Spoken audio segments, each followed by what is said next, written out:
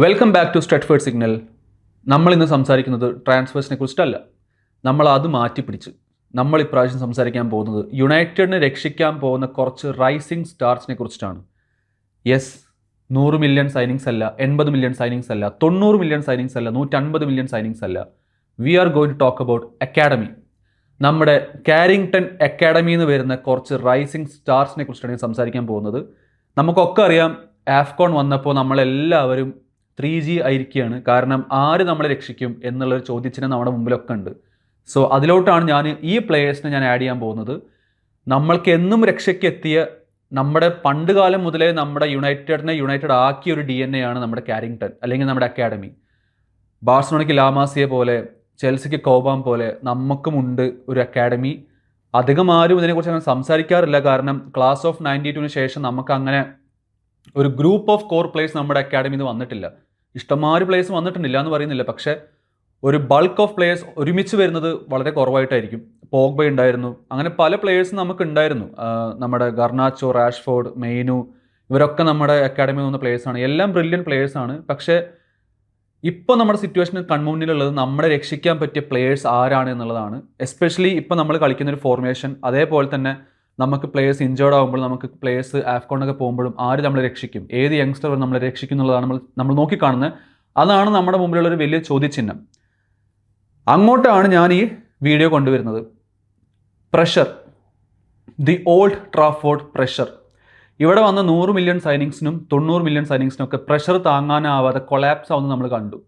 So അങ്ങനത്തെ ഒരു സ്റ്റേജിലൂടെ നമ്മുടെ യങ്സ്റ്റേഴ്സിനെ കയറ്റി വിടുമ്പോൾ അവർ ആ പ്രഷർ ഹാൻഡിൽ ചെയ്യുക എന്നുള്ളത് നമ്മുടെ മുമ്പിലുള്ളൊരു ചോദ്യമാണ്, അല്ലെങ്കിൽ മീഡിയ എപ്പോഴും ചോദിക്കുന്ന ചോദ്യമാണ്. പക്ഷേ ഐ തിങ്ക് ഇനി വരുന്ന, അല്ലെങ്കിൽ ഞാനിവിടെ സംസാരിക്കാൻ പോകുന്ന ഒരു 5 പ്ലേയേഴ്സ് ഉണ്ട്, ടോപ്പ് 5 അക്കാഡമി ടാലൻറ്റ്.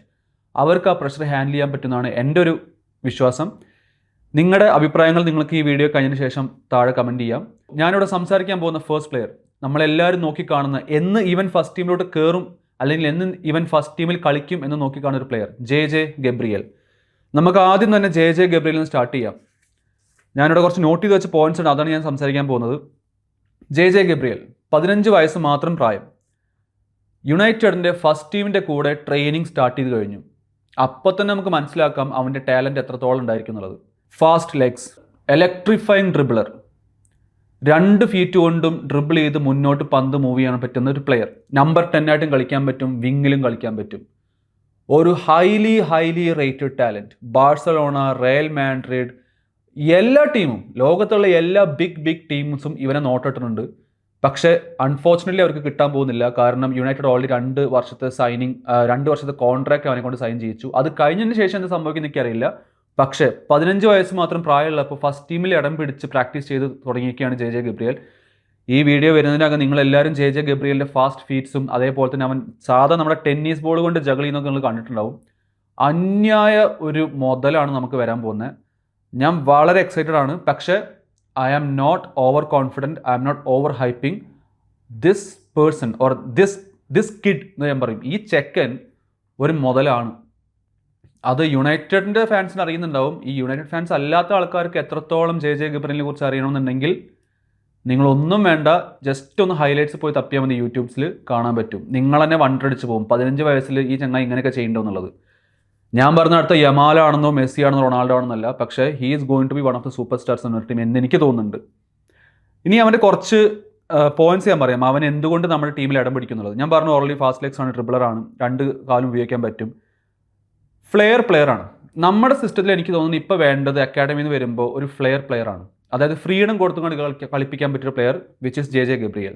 ഭയങ്കര നല്ല ഡെസിഷൻ മേക്കിംഗ് ആണ്. ഞാനിപ്പോൾ അവൻ്റെ അക്കാഡമിയിൽ നിന്നുള്ള കുറച്ച് ഇപ്പോൾ അണ്ടർ 18s മാച്ചൊക്കെ കാണുമ്പോൾ എനിക്ക് തോന്നുന്നത് ഭയങ്കര നല്ല ഡെസിഷൻ മേക്കിംഗ് അവനുണ്ട്. 15 വയസ്സ് പ്രായമുള്ളെങ്കിലും അവൻ്റെ ഡെസിഷൻ മേക്കിംഗ് നല്ലതായിട്ട് മാറുന്നുണ്ട്. അത് ഇമ്പ്രൂവ് ആവുന്നുണ്ട്. ഓൾറെഡി നല്ലതാണ്, പക്ഷെ ഒന്നുകൂടി ഇമ്പ്രൂവ് ആവുന്നുണ്ട്. ഇനി അവൻ്റെ കുറച്ച് പ്രശ്നങ്ങൾ എന്താ വെച്ചിട്ടുണ്ടെങ്കിൽ, ഫിസിക്കലി റെഡിയല്ല. അതായത് അവൻ കുറച്ച് മെലിഞ്ഞ ശരീരം, അതുപോലെ തന്നെ മസിൽസ് ഒന്നും ഗ്രോ ആയിട്ടില്ല. നമുക്കറിയാം 15 വയസ്സ് പ്രായമുള്ളൂ, പക്ഷേ ഫിസിക്കലി മൂപ്പർ റെഡിയല്ല. അപ്പോൾ അതാണ് J Gabriel. Don't be surprised. അവനെ നമ്മുടെ ഫസ്റ്റ് ടീമിൽ അമോറിം കളിപ്പിച്ച് കഴിഞ്ഞാൽ ഡോണ്ട് ബി സർപ്രൈസ്ഡ്. കാരണം ഓൾറെഡി ട്രെയിൻ ചെയ്തുകൊണ്ടിരിക്കുകയാണ്. ഞാൻ ഏറ്റവും കൂടുതൽ അക്കാഡമിയിൽ നിന്ന് നോക്കി കാണുന്ന ഒരു പ്ലെയറാണ്. ഫസ്റ്റ് ടീമിലോട്ട് കളിക്കുകയോ ഇല്ലേ എന്നുള്ളത് ഈ സീസൺ എങ്ങനെ പ്രോഗ്രസ് ചെയ്യുന്ന ബേസ്ഡ് ആയിരിക്കും ജെ ഗബ്രിയൽ നമുക്ക് കാണാൻ പറ്റുക. ഇനി ഞാൻ സംസാരിക്കാൻ പോകുന്നത് വേറെ ആരുമല്ല, നമ്മുടെ ഷിയ ലേസിനെ കുറിച്ചിട്ടാണ്. Shea Lacey the most exciting talent after J Gabriel from Carrington. എടുത്തു പറയും, കാരണം ഷിയ ലേസി ഓൾറെഡി ഡെബ്യൂ ചെയ്ത് കഴിഞ്ഞു ആസ്റ്റൺ വില്ലയ്ക്കെതിരെ.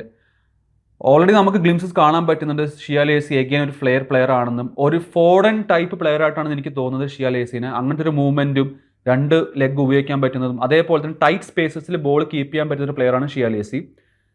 ഫസ്റ്റ് ടീമിൻ്റെ കൂടെ ട്രെയിൻ ചെയ്ത് തുടങ്ങി. നമ്മളതിൻ്റെ റിസൾട്ട് ഇപ്പോൾ കണ്ടു. ഫസ്റ്റ് ടീമിൻ്റെ കൂടെ കളിച്ചു മൂപ്പര്. ഷിയ ലേസിനെ കുറിച്ച് പറയുകയാണെങ്കിൽ 2 വർഷം മുമ്പേ നമ്മുടെ ഫസ്റ്റ് ടീമിലോട്ട് വരേണ്ട ഒരു പ്ലെയർ ആയിരുന്നു. പക്ഷേ ഇഞ്ചുറീസ് കാരണം ഷിയ ലേസി ആക്ച്വലി അവിടെ കുറച്ച് പ്രശ്നം പറ്റി. കാരണം പെട്ടെന്നൊരു ഗ്രോത്ത് ഫസ്റ്റ് ടീമിലോട്ട് ഉണ്ടായില്ല. പക്ഷെ എന്നാലും ഇപ്പോൾ ഇഞ്ചുറീസിനൊക്കെ റിക്കവർ ചെയ്ത് വന്നു. അവൻ ഫസ്റ്റ് ടീമിൽ കളിക്കുന്നുണ്ട്. പിന്നെ എന്ന് പറഞ്ഞിട്ടുണ്ടെങ്കിൽ ഏറ്റവും വലിയൊരു ട്രേറ്റ്, ഷിയ ലേസി ഇംഗ്ലണ്ടിൻ്റെ ഫസ്റ്റ് ടീമിൻ്റെ കൂടെ, ഞാൻ പറയുന്നത് ഡെക്ലൻ റൈസ്, ഹാരി കെയ്ൻ ഇങ്ങനത്തെ പ്ലേയേഴ്സിൻ്റെ കൂടെ ട്രെയിൻ ചെയ്യുന്നു എന്നുള്ളതാണ്. ഫസ്റ്റ് ടീം പ്ലേയേഴ്സിൻ്റെ കൂടെ, ഇംഗ്ലീഷ് ഫസ്റ്റ് ടീം പ്ലേയേഴ്സിൻ്റെ കൂടെ ട്രെയിൻ ചെയ്യുന്നു എന്നുള്ളതും വലിയൊരു പോയിന്റാണ്. സോ ഞാൻ അധികം നീട്ടി പറയുന്നില്ല. എന്തായാലും നമുക്ക് വരും ദിവസങ്ങളിൽ കാണാൻ പറ്റും ഷിയ ലേസി എത്രത്തോളം ടാലൻ്റ് ആണെന്നുള്ളത് എന്ന് എനിക്ക് തോന്നുന്നുണ്ട്. ഓൾറെഡി ഫസ്റ്റ് ടീമിൽ കളിക്കുന്നുണ്ട്.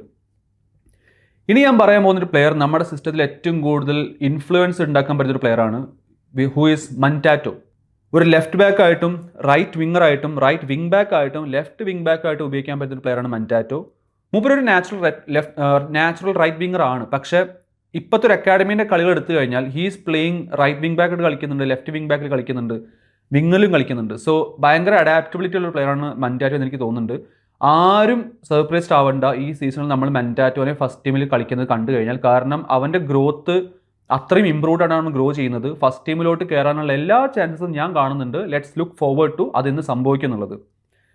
ഇനി അവൻ്റെ കുറച്ച് ട്രേഡ്സ് ഞാൻ പറയാം. ഡയറക്റ്റ് ഫുട്ബോളറാണ്. അതായത് പന്ത് കിട്ടിക്കഴിഞ്ഞാൽ ഡയറക്റ്റ് അറ്റാക്ക് ചെയ്യുന്നൊരു വിങ് ബാക്ക് ആണ് മൂപ്പര്, അല്ലെങ്കിൽ വിങ്ങറാണ് മൂപ്പര്.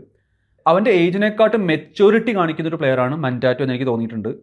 പിന്നെ reading of the game, understanding the game, ഏത് സമയത്ത് മുന്നോട്ട് പോകണം, ഏത് സമയത്ത് ഡിഫെൻഡ് ചെയ്യണം, ഏത് സമയത്ത് ഡ്രിബിൾ ചെയ്യണം, ഏത് സമയത്ത് പാസ് കൊടുക്കണം, understanding of the game and reading of the game. അപ്പോൾ അതിൽ ആക്ച്വലി ഒരു വലിയ ട്രൈറ്റാണ് മൻറ്റാറ്റോ. പിന്നെ നമ്മുടെ ബിൽഡപ്പ് ഫേസിലും, ഞാൻ പറഞ്ഞ ഇപ്പോഴല്ല, may be in the future, നമ്മുടെ ബിൽഡപ്പ് ഫേസിലും അതേപോലെ തന്നെ പ്രോഗ്രസ് ചെയ്യാനും ബോൾ പ്രോഗ്രസ് ചെയ്യാനും ബാക്ക് നിന്ന് Mantato will be very influential എന്ന് എനിക്ക് തോന്നുന്നുണ്ട്. കാരണം അവൻ്റെ കളികൾ കണ്ടാൽ നമുക്കറിയാം he is a very direct attacking വിങ്ങറാണ്, അല്ലെങ്കിൽ വിങ് ബാക്ക് ആണ് മൻറ്റാറ്റോ.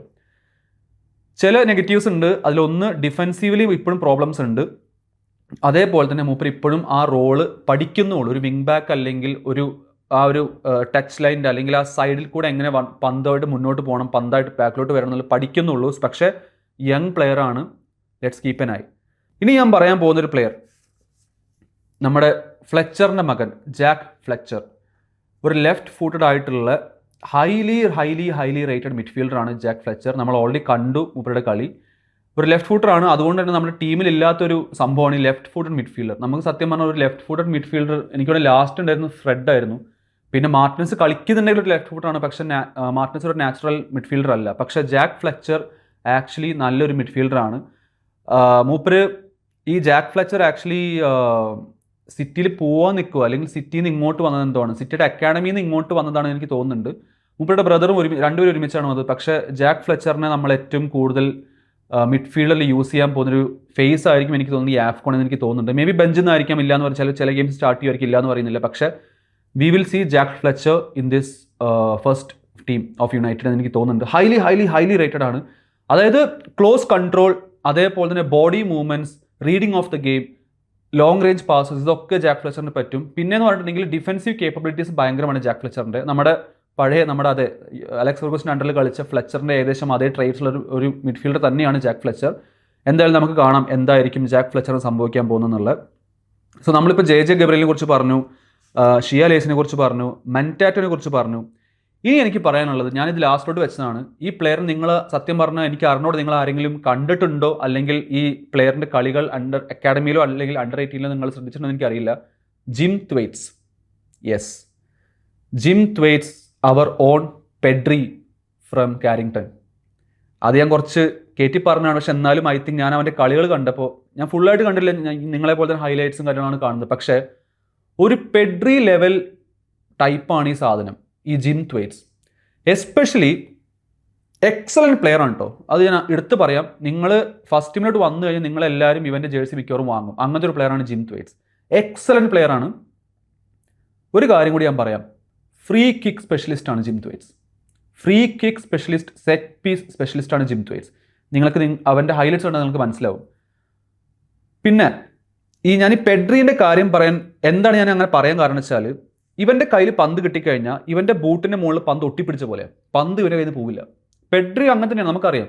ബാഴ്സയിൽ കളിക്കുന്ന പെഡ്രി അങ്ങനെയാണ്. പന്ത് പെഡ്രിയുടെ കയ്യിൽ കിട്ടിക്കഴിഞ്ഞാൽ പെഡ്രിയുടെ കയ്യിൽ നിന്ന് പന്ത് പോവില്ല. അതേപോലെയാണ് ജിം ത്വേറ്റ്സ്. ജിം ത്വേറ്റ്സിൻ്റെ കാലിൽ പന്ത് കിട്ടിക്കഴിഞ്ഞാൽ ഒരു ഗ്ലൂ വെച്ച് ഒട്ടിച്ച പോലെയാണ്. പന്ത് തീരെ ലൂസ് ചെയ്യില്ല അവൻ. അത്രയും ക്ലോസ് കൺട്രോൾ, ബോൾ കൺട്രോൾ അന്യായമാണ് ഈ പ്ലെയറിൻ്റെ. ഇനി വേറൊരു കാര്യം കൂടി പറഞ്ഞുതരാം. നമ്മൾ പെഡ്രിനെ കുറിച്ച് പറയുന്ന പോലെ തന്നെ ഞാൻ ആക്ച്വലി ഈ ജിം ത്വേറ്റ്സിനെ കമ്പയർ ചെയ്യുമ്പോൾ ചെറിയൊരു പോർഷൻ സ്കോൾസിനായിട്ട് കമ്പയർ ചെയ്യും. കാരണം സ്കോൾസ് നമുക്കറിയാം ലോങ് റേഞ്ച് പാസസിൻ്റെ ആശാനായിരുന്നു സ്കോൾസ്. നമുക്ക് എല്ലാവർക്കും അറിയാം സ്കോൾസ് സ്വിച്ച് ചെയ്യണ പന്തുകൾ nobody else in the midfield can do that. ഈ വേൾഡ് ഫുട്ബോളിൽ സ്കോൾസ് കഴിഞ്ഞാൽ വേറെ ആര് അങ്ങനത്തെ ലോങ് റേഞ്ച് പാസസ് കൊടുക്കാൻ എനിക്ക് അറിഞ്ഞുകൂടാ. നിങ്ങൾക്ക് കമൻറ്റ് ചെയ്യാം. പക്ഷേ എൻ്റെ അഭിപ്രായത്തിൽ സ്കോൾസ് ഇസ് ദ ബെസ്റ്റ് ആ ലോങ് റേഞ്ച് പാസസിന്. അതേപോലെ ഒരു പ്ലെയറാണ് Jim Thwaites. Long range passes Jim ത്വേറ്റ്സിൻ്റെ അടിപൊളിയാണ്. നിങ്ങൾ കണ്ടാൽ നിങ്ങൾക്ക് മനസ്സിലാവും. Low central gravity, close control ഞാൻ ഓൾറെഡി പറഞ്ഞു കഴിഞ്ഞു. പിന്നെ എക്സലൻറ്റ് ഇൻ ബിൽഡപ്പ് പ്ലേ. കാരണം നമ്മൾ ബാക്കിൽ നിന്ന് ബിൽഡ് ചെയ്യാൻ നോക്കുകയാണ് വിത്ത് മൻറ്റാറ്റോ ആൻഡ് ജിം ത്വേറ്റ്സ് ആണെങ്കിൽ നമുക്ക് പ്രഷർ ഇല്ലാതെ ടെൻഷൻ അടിക്കാതെ ബോൾ മുന്നോട്ട് പ്രോഗ്രസ് ചെയ്ത് കാണാൻ പറ്റും. Press resistant, again close control ഉള്ളതുകൊണ്ടാവാം പ്രസ് റെസിസ്റ്റൻ്റ് ആണ്. ഒരു മെയിനു ടൈപ്പും കൂടി ഉണ്ടില്ല എന്ന് പറയുന്നില്ല. പിന്നെ വെരി മൊബൈൽ, ഓടി നടന്ന് കളിക്കാൻ പറ്റും. എല്ലാ ഗ്രാസും കവർ ചെയ്തോളും. അങ്ങനത്തെ ഒരു പ്ലെയറാണ്. ഡിസിപ്ലിൻഡും ആണ് മൂപ്പര്. അതാണ് സംഭവം. He can cover lot of grass, പക്ഷേ ഡിസിപ്ലിൻഡ് ആണ്. അങ്ങനത്തെ ഒരു പ്ലെയറാണ് ഈ ജിം ത്വേറ്റ്സ്. പിന്നെ പേസും ഉണ്ട്. ഞാൻ നേരത്തെ പറഞ്ഞു ബോൾ പ്രോഗ്രസ് ചെയ്യണമെങ്കിൽ പേസ് വേണം. ഈ പേസ് ആക്ച്വലി ജിം ത്വേറ്റ്സിനുണ്ട്. Good vision of the game അല്ലെങ്കിൽ good reading of the game. ഞാൻ നേരത്തെ നമ്മുടെ അക്കാഡമി പ്ലേയേഴ്സിൻ്റെ കാര്യങ്ങൾ പറഞ്ഞ പോലെ എല്ലാ പ്ലേയേഴ്സിലും ഞാൻ കാണുന്നൊരു trait, they are very good with the ball, they are very good understanding the match, reading of the game. നമ്മുടെ അക്കാഡമിയിൽ നിന്ന് വരുന്ന ഈ പറഞ്ഞ പ്ലേയേഴ്സിന് ഈ 5 പേർക്കും reading of the game excellent ആണ്. ഇനി അത് ഗ്രോ ചെയ്യേണ്ടത് നമ്മുടെ ഉത്തരവാദിത്തമാണ്, നമ്മുടെ റെസ്പോൺസിബിലിറ്റിയാണ്. അത് എങ്ങനെ മാഞ്ചസ്റ്റർ യുണൈറ്റഡ് ഗ്രോ ചെയ്യുമെന്ന് നമ്മൾ കാണേണ്ട ഒരു സംഭവമാണ്. നമുക്കറിയാം ഗർനാച്ചോ, റാഷ്ഫോർഡ് ഇഷ്യൂസ് ഉണ്ടായിരുന്നു. പക്ഷെ അവർ വന്ന സമയത്തൊക്കെ ഹൗ എക്സൈറ്റിംഗ് ദേവർ നമുക്ക് എല്ലാവർക്കും അറിയായിരുന്നു. നമ്മളെല്ലാവരും നോക്കിക്കണ്ടിരുന്ന പ്ലേയേഴ്സാണ്. വേൾഡ് ക്ലാസ് എന്ന് ഞാൻ പറയില്ല, പക്ഷേ they are very good players. നമ്മുടെ അക്കാഡമിയിൽ വരുന്ന പ്ലേയേഴ്സൊക്കെ they are very good players. അവരെ വേൾഡ് ക്ലാസ് ആക്കി മാറ്റേണ്ടത് നമ്മുടെ ക്ലബിൻ്റെ ഉത്തരവാദിത്തമാണ്. I think under Ineos we will do that. ഇത്രയും കാലം കണ്ട പോലെ ആവില്ല. I think under Ineos we are going to do that. And ഇനി നിങ്ങളുടെ സമയമാണ്. ഈ പറഞ്ഞ 5 പ്ലേയേഴ്സിൽ നിങ്ങളുടെ ഫേവറേറ്റ് ആരാണ് എന്ന് താഴെ കമൻറ്റ് ചെയ്യുക. ഈ പറഞ്ഞ 5 പ്ലേയേഴ്സിൽ നിങ്ങൾ നെക്സ്റ്റ് ഈ യുണൈറ്റഡ് ഫസ്റ്റ് ടീമിലോട്ട് നെക്സ്റ്റ് വന്ന് ഗോൾ അടിക്കണമെന്ന് ആഗ്രഹിക്കുന്ന ഒരു പ്ലെയർ ഏതാണ്? നിങ്ങൾ താഴെ കമൻറ്റ് ചെയ്യൂ. ഇതാണ് എൻ്റെ അക്കാഡമി വീഡിയോ. ഞാൻ പിക്ക് ചെയ്ത 5 പ്ലേയേഴ്സാണ്. I am very excited about these players. അതുകൊണ്ടാണ് ഞാൻ ഈ 5 പ്ലേയേഴ്സിനെ പിക്ക് ചെയ്തത്. വേറെ കുറേ പ്ലേയേഴ്സ് ഉണ്ട് നമുക്ക്. ഇവിടെ ഞാൻ എഴുതി വെച്ചിട്ടുണ്ട് ജേസ് ഫിറ്റ്സ്ഗെറാൾഡ്, അതേപോലെ തന്നെ ചിഡോ ഓബി മാർട്ടിൻ, അങ്ങനത്തെ കുറേ പ്ലേയേഴ്സ് ഉണ്ട്. പക്ഷെ ഞാൻ പിക്ക് ചെയ്ത 5 പ്ലേയേഴ്സിന് ഈ 5 പ്ലേയേഴ്സിനെ എടുക്കാൻ കാരണം their responsibilities, their game reading ability എന്നുള്ള കാര്യങ്ങളാണ്. സോ ഇനി നിങ്ങളുടെ സമയമാണ്. കമൻറ്റ് ബിലോ നിങ്ങൾക്ക് ഇഷ്ടപ്പെട്ട യങ് പ്ലെയർ ഏതാണ്, നിങ്ങൾ നെക്സ്റ്റ് മാഞ്ചസ്റ്റർ യുണൈറ്റഡ് ഫസ്റ്റ് ടീമിൽ കാണാൻ ആഗ്രഹിക്കുന്ന നെക്സ്റ്റ് പ്ലെയർ ഏതാണെന്നുള്ളത് താഴെ കമൻറ്റ് ചെയ്യുക. ഞാൻ വീണ്ടും വേറൊരു വീഡിയോ വരുന്നവരേക്കും സീ യു.